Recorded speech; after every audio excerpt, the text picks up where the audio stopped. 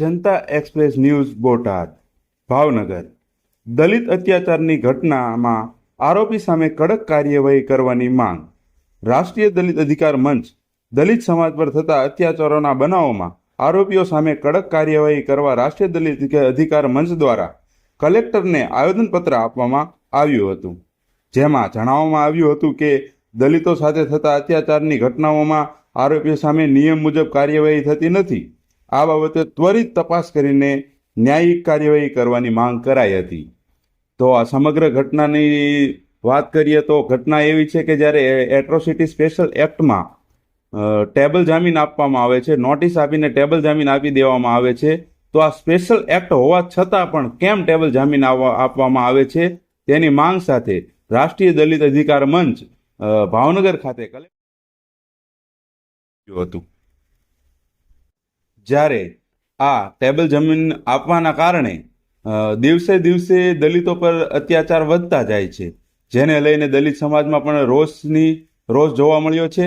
જ્યારે આવેદનપત્ર આપવાની સાથે રાષ્ટ્રીય દલિત અધિકાર મંચ દ્વારા જો આના પર કોઈ યોગ્ય પગલાં લેવામાં નહીં આવે તો ઉગ્ર આંદોલનની ચીમકી આપેલ છે.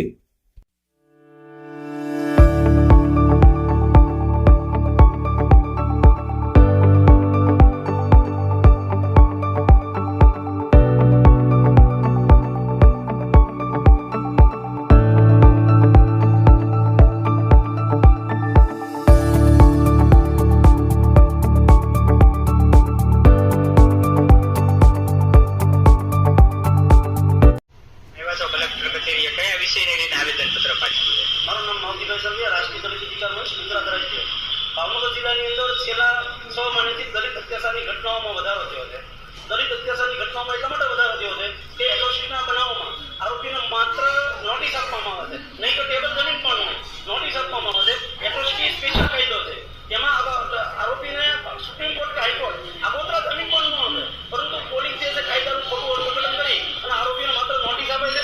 325 કલમો હોય એમાં તો ફરજિયાત કોર્ટ પર રજૂ કરવા પડે આરોપીઓને. છતાં એક વ્યક્તિ ખાલીના વ્યક્તિ છે, એને માર માર્યો છે આરોપીઓએ, 325 કાઢી છે, છતાં આરોપીને જેલમાં મોકલાવવાની માત્ર નોટિસ આપી. ફરીવાર આરોપી બધા ઘરે મારવા જાય છે. પગલાના પોલીસ ફરિયાદ નથી દેતી. વિવિધ બનાવોમાં એમાં જ્ઞાતિવાદ એટલો બધો રાખે છે કે જો ફરિયાદી ભાજપના કોઈ કાર્યકર હોય તો આરોપી જેલમાં જાય પાછા, અને જો ફરિયાદી ભાજપના કાર્યકર ન હોય તો આરોપી જેલમાં ન જાય. અબભાઈ મેરના છોકરા માટે મેં ફરિયાદ કરી છે. અબભાઈ મેર ભાજપના નગરસેવક છે. આજે 1.5